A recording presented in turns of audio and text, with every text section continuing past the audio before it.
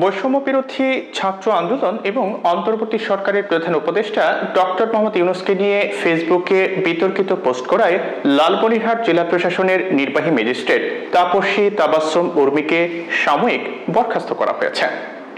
সোমবার জনপ্রশাসন মন্ত্রণালয়ের পক্ষ থেকে জারি করা প্রজ্ঞাপনে এই তথ্য জানানো হয়। প্রজ্ঞাপনে উল্লেখ করা হয়, বরখাস্তের পাশাপাশি তার বিরুদ্ধে বিধি মোতাবেক ব্যবস্থা গ্রহণের বিষয়টি প্রক্রিয়াধীন রয়েছে। এর আগে তাকে ওএসডি করার তথ্য জানিয়েছিল জনপ্রশাসন মন্ত্রণালয়। আলোচিত সমালোচিত নির্বাহী ম্যাজিস্ট্রেট তাপসী তাবাসসুম উর্মি ফেসবুকে লেখেন যে সাংবিধানিক ভিত্তিহীন অন্তর্বর্তী সরকারের প্রধান উপদেষ্টা বলেছেন, রিসেট বাটনে পুশ করা হয়েছে, অতীত মুছে গেছে।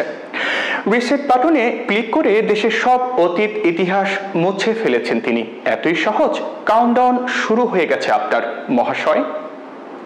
পরে স্ট্যাটাসের বিষয়ে জানতে চাইলে উর্মি মুঠোফোনে গণমাধ্যমকে বলেন, আমি পোস্ট দিয়েছি, এটাই তো যথেষ্ট, অনলি মি করেছি, বদলি বিভিন্ন কারণই হতে পারে, এই বিষয়ে আমি কোনো মন্তব্য করতে চাই না। এই ম্যাজিস্ট্রেট আরো বলেন, আমাদের জাতির পিতা বঙ্গবন্ধু, এটা মীমাংসিত সত্য। রিসেট বাটন মুছে ফেলে অতীত মুছে ফেলা, এর মানে কি?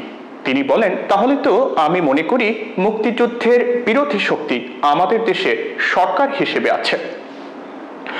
তাপসী তাবাসসুম উর্মি বলেন, আমার মনে হয়েছে আমার দায়িত্বশীল জায়গা এটাই। বলা হচ্ছে জুলাই গণহত্যা, এগুলো সবই তদন্ত সাপেক্ষ, মীমাংসিত সত্য নয়, এখন পর্যন্ত প্রমাণিত হয়নি।